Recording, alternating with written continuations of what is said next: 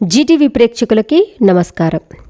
మన హిందూ సాంప్రదాయాలలో ప్రతి ఒక్క పండుగకి ఒక్కో విశిష్టత ఉంటుంది. లయకారకుడైన ఆ పరమేశ్వరుడికి ఈ కార్తీక మాసం అంటే ఎంతో ప్రీతికరం.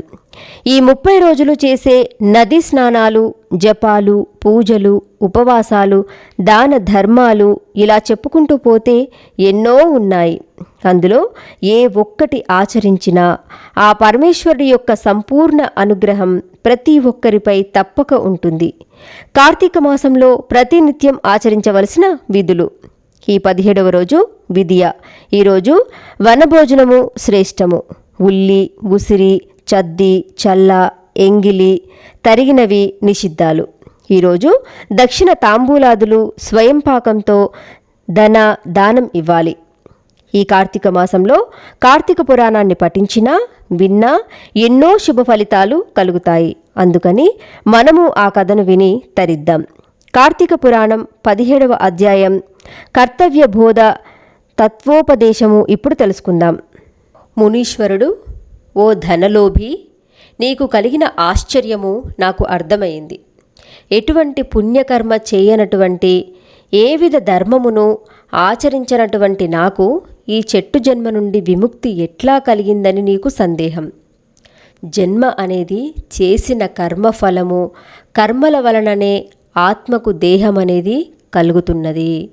ఆత్మ ధరించిన దేహం వలన కర్మ నిర్వహణ జరుగుతున్నది. కనుక శరీరమే కర్మకు కారణమవుతున్నది. కానీ అహంకారంతో ఆత్మ ఈ శరీరమే అని వ్యవహరిస్తూ ఉంటాము. ఓ పునీత పుణ్య పురుష, నేను, నాది అనబడే జీవాత్మయే అహంకారం. ఈ అహంకారంతోనే సర్వము అన్న భావన కలుగుతుంది. ఆత్మ పరమాత్మ స్వరూపము. పుట్టుక, మరణము, వృద్ధి పొందడం, క్షీణించడం అనేవి శరీరానికి మాత్రమే ఉంటాయి, ఆత్మకు ఉండవు. కర్మకు కారణమైన శరీరము పంచభూతములతో తయారవుతుంది. రంగు, రుచి, వాసనలకు, ఆహార విహారాలకు, సుఖ దుఃఖాది అనుభవాలకు, ఆవేదనలకు గురి చేయబడుతుంది. వివేకము, విజ్ఞానము, వ్యామోహాల కారణంగా పాపపుణ్యాలు సంప్రాప్తమవుతుంటాయి. వీటి ఫలితాలను జీవుడు అనుభవించవలసిన వాడవుతున్నాడు. ఏ విధమైన కర్మలు లేకపోవడమే ముక్తి. ముక్తిని కలిగించేవే పుణ్యవ్రతాలు మొదలైనవి. అంతఃకరణానికి, దాని పరిధికి సాక్షివై చైతన్య స్వరూపుడివై పరమాత్ముడినవని భావించాలి. అలా భావించడానికి శరీరం ఘటం అంటే కుండలాగా లోపంతో కూడి ఉంటుంది. కనుక శరీరాలు పరమాత్మ యొక్క నిశ్చలమైన రూపాలు కాలేవు. శరీరం ఆత్మ కాదు. ఆత్మ పంచభూతాత్మకమైన శరీరం కాదు. ఈ శరీరంలోని ఇంద్రియాలు నువ్వు కాదు, నీవి కావు. ఈ ఇంద్రియాలు వ్యామోహాలకు లోనవుతూ హానిని కలిగిస్తుంటాయి. వాటి కారణంగానే నీకు పరమాత్మ అయ్యే స్వతంత్రత లేదు.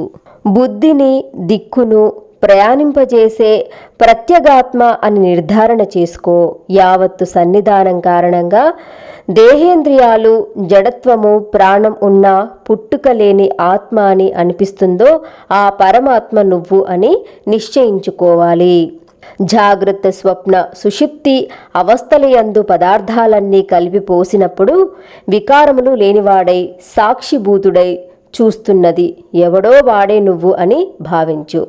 దీపం వేరు, వెలుగు వేరు అని అనిపించినట్లే శరీరం వేరు, శరీరంలో ప్రకాశించే ఆత్మ వేరు అని గ్రహించు.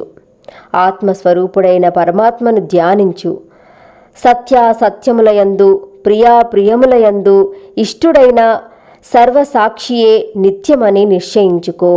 ఇంద్రియాలు, మనస్సు, ప్రాణం, అహంకారం, దేహం వీటన్నిటికంటే అతీతంగా 6 విధములైన వికారాలు లేకుండా ఉండేవాడే పరమాత్మ.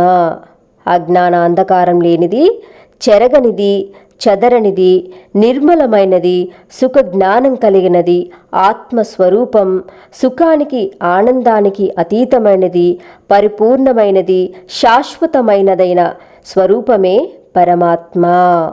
సర్వజ్ఞత, సర్వేశ్వరత్వం, సర్వశక్తిత్వం వేదాలలో ఎవరికి ఉన్నాయని, ఎవరికి సంబంధించినవని చెప్పబడినాయో అటువంటి పరమాత్మను అనుసరించి చేసే ఏ వస్తు జ్ఞానం వలన పరిపూర్ణమైన జ్ఞానం కలుగుతుందని వేదాలు బోధిస్తున్నాయో అదే పరబ్రహ్మమని, కర్మఫలదాయకమని, జీవులన్నింటికీ కారకమని సమస్త వేదరాశి ఉద్ఘోషిస్తున్నది. పరమాత్మకు సంబంధించిన వ్యాఖ్యార్థలు అర్థమయ్యే వరకు శమదమాది గుణములతో వినడానికి, అర్థం చేసుకోవడానికి ప్రయత్నించు. ఆత్మజ్ఞానాన్ని సంపాదించడం కోసమే పనులను ఆచరిస్తూ ఉండాలి. పొందిన ఉపదేశాలకు తగిన విధంగా యథావిధిగా కర్మలను ఆచరిస్తే ఆ కర్మల వలన జన్మ తరిస్తుంది. స్వయం సిద్ధమైనవైనా అప్రయత్నములైనవైనా నీ కర్మఫలాలు అనే బంధాలు తొలగడంతో మోక్షసిద్ధి కలుగుతుంది.